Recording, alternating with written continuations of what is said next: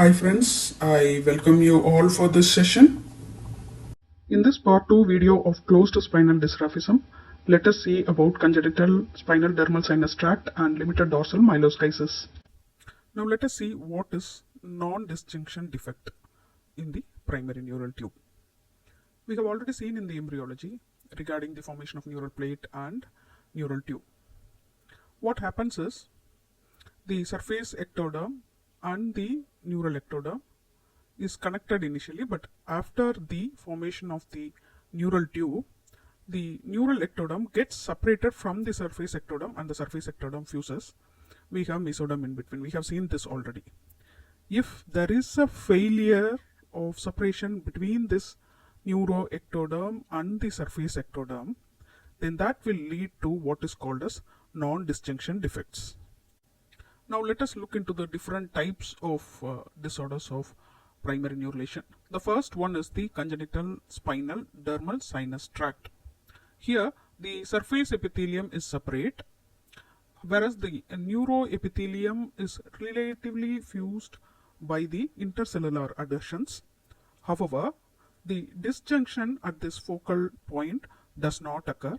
It is still connected with the separated surface ectoderm. However, the tract attachment to the spinal cord is variable because the deep end of the tract could be dislodged from the underlying neural tube by cellular movements during normal development of the neural crest cells, meninges, and the scleromesoderm. So the inner end of the tract may end short of the spinal cord, but may get still attached to the meninges or even to the musculofacial layers. There can be different types of skin markers in the case of dermal sinus tract. However, only in certain markers like skin tags, if it is present, only then the prenatal diagnosis is possible. We will look into the various type of skin markers later, but only if it produces some obvious lesions, only then it can be suspected in the case of prenatal diagnosis.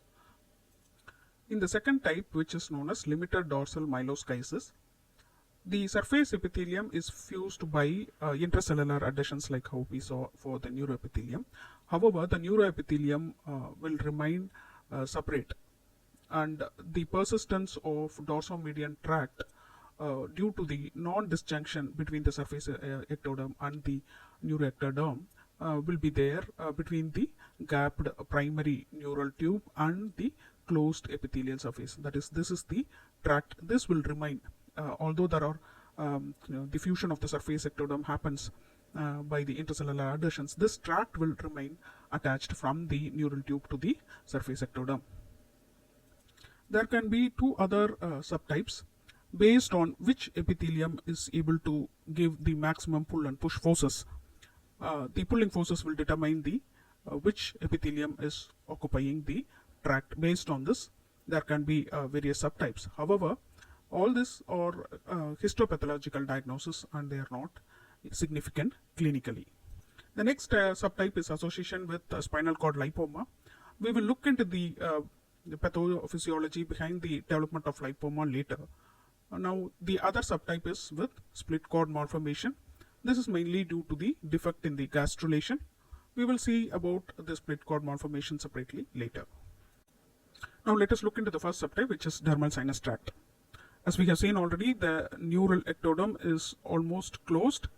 However, it remains attached with the tract and the surface epithelium remains open. If you see clinically, you can see the markers here, which is dermal sinus ostium pinpoint structure, dry and scaly, surrounded by the red discoloration. There is no soft tissue swelling if you see here, and that is why prenatally the diagnosis is difficult. But there are possibilities of having soft tissue swellings associated with the dermal sinus tract, and in those cases the prenatal diagnosis is possible. Some of the other points that we can see about this is the size of the ostium is variable. Penetration of the tract also is variable. We have seen that already in the previous slide. The apex of this V will point towards the level of the defect. This subcutaneous tract will descend down and will reach the lamina, and then through the interspinous ligament it penetrates the dura and it may run for some distance before reaching the intradural region. 60% of the cases it may reach intradurally, and in some cases it may get attached to the cord. However, all the tracts should be considered as reaching the cord unless proved otherwise. The tract can have hair follicles, blood vessels, fibrous tissues, etc. Now let us see this case of prenatal diagnosis of congenital dermal sinus tract. It was possible to diagnose by ultrasound only because of the presence of this skin appendage. Otherwise, it would have been difficult. In the previous slide, we saw about the pathway of dermal sinus reaching from the dermal lesion to the intradural space and even up to the spinal cord. If there is no intradural extension, then there is less chance of having the spinal cord tethering, and that is why the prognosis in such cases is relatively good. If it extends to the spinal cord, then there is a possibility of having spinal cord tethering. The treatment for these cases is the surgical excision of the dermal sinus tract. Now let's move on to limited dorsal myeloschisis. The two constant features of all LDM are presence of cutaneous stigma and an underlying fibroneural stalk which anchors the spinal cord to the skin lesion. Therefore, the tethering is always present in the case of LDM, whereas we have seen in dermal sinus tract, the attachment of the tract to the spinal cord was variable. But here in LDM, it is always present. The merge point of the stalk with the spinal cord is, if it is present above the conus, then it indicates faulty primary neurulation. The stalk cord union, that is the merge point, it is trapezoid in shape. Here if you see, the merge point is trapezoid in shape, especially if the fibroneural stalk is tight or taut. The cutaneous manifestation of limited dorsal myeloschisis can be of two types. One is non-saccular and another one is saccular. The type depends upon the CSF fluid pressure and also on the basis of thickness of the apical epithelium.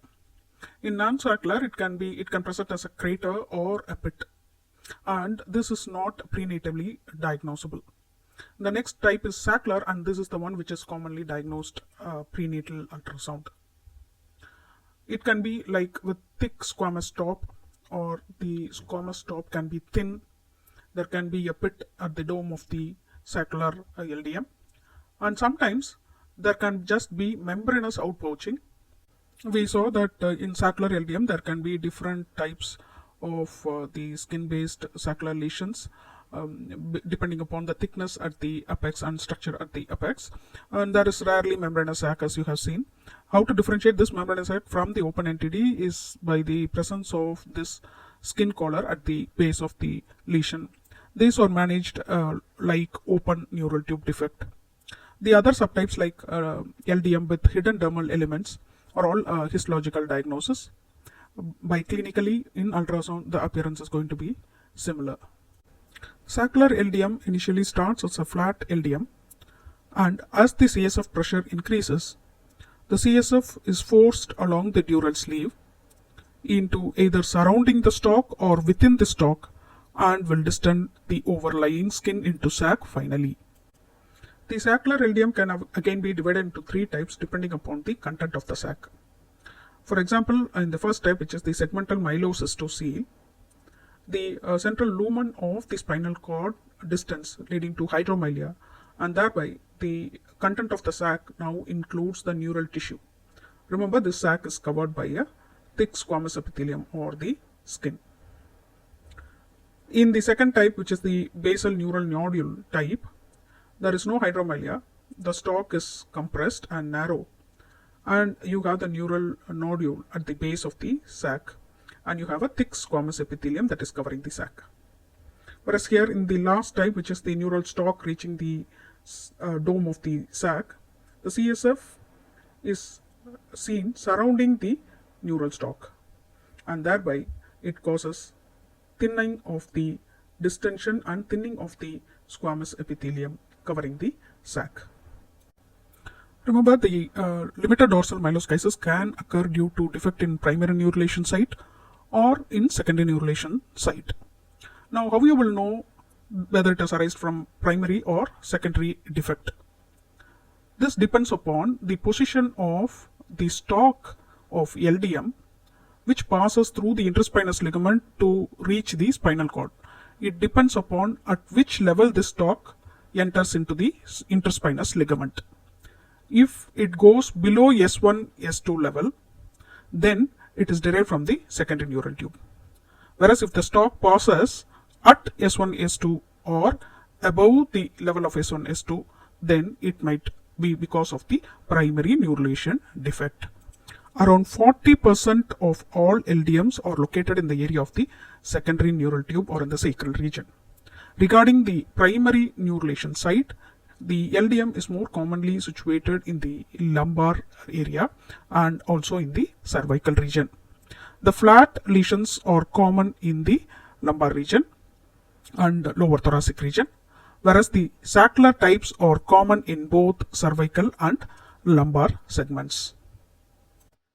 In the part 1 video, we discussed how to differentiate closed NTD from open using imaging clues of the sac like continuous epidermis sign and thickness of the sac wall and orientation of the vertebral lamina. Another very important clue to differentiate closed defects like limited dorsal myeloschisis is absence of intracranial signs. In closed dysraphism, there is no exposure of neural tissue and therefore there is no significant CSF leakage.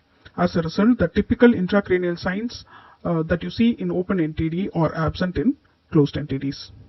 There is no herniation of hindbrain, that is, there is no anal malformation or no banana sign in the case of closed NTD. However, in very few cases, you may come across reduction in the size of cisterna magna in the case of limited dorsal myeloschisis.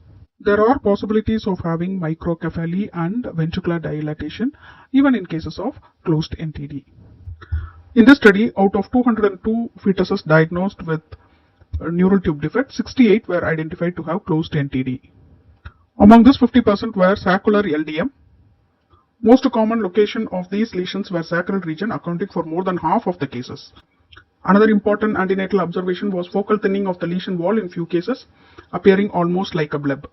Now coming to the outcome, all children who underwent postnatal surgery had normal motor function. Only one child had urinary symptoms suggesting minimal neurological involvement. This study clearly demonstrates that saccular limited dorsal myeloschisis has a favorable prognosis when compared to the open neural tube defect. If you suspect a neural tube defect, then go for the examination of the intracranial structures. If there is Chiari malformation, with or without ventricular dilatation or without frontal bone flattening or without microcephaly, suspect meningomyelocele.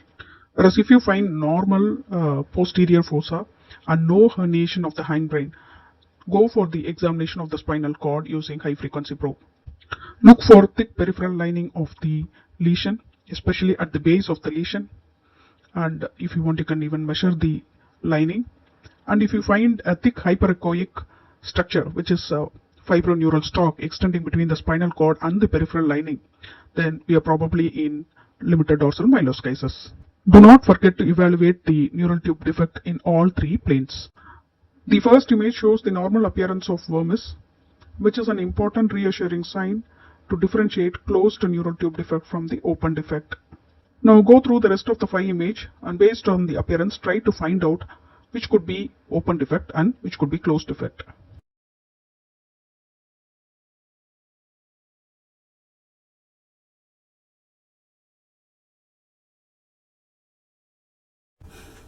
In this picture, if you see, you can find there is difference in the appearance of the fluid between the fluid in the sac and amniotic fluid, which means there is no leakage of fluid from the sac to the amniotic fluid. So that is one of the marker for closed NTD, and you see a thick fibroneural stalk extending from the base of the spinal cord to the apex of the sac. And we know that the ultrasound rays passes parallel to the sac at this level. Still, even at this plane, the thickness of the sac is such that it is indicative of closed NTD. If we try to find out the level of the lesion, if you draw a line here parallel to the axis of this part of the spine, and next line parallel to this axis, the junction point would be this point. This point will be the beginning of the change in the direction. So this will indicate S1, S2, S3 and S4.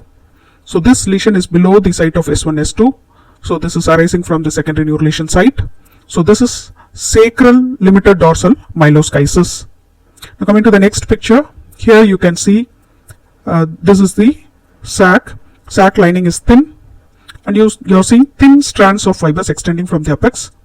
If you remember, we have discussed the anatomy of the open neural tube defect in the part 1 video. If you have not seen that, please go and revisit that video. This is the distended subarachnoid space, and we expect to see the neural precord here. And this is also the extended neural space. And similarly, you can see the same appearance here also. This is the distended subarachnoid space covered by meninges. And these are all the thin neural strands extending from the neural precord here. And this is the widened lamina. We saw this in the part 1 video. Here, if you see this sac, obviously thick lining is there, and this is the fibroneural stalk extending to the tip. And if you see, you can see the continuous epidermis sign very well here. That's why laterally on base of the sac, it will be very evident. And there's another lesion here also. You see a thick fibroneural stalk connecting the spinal cord to the apex, and the base of the lesion is thick. So both these will have or the limited dorsal myeloschisis. Thank you so much for watching. If you like this video, please subscribe and share to your friends.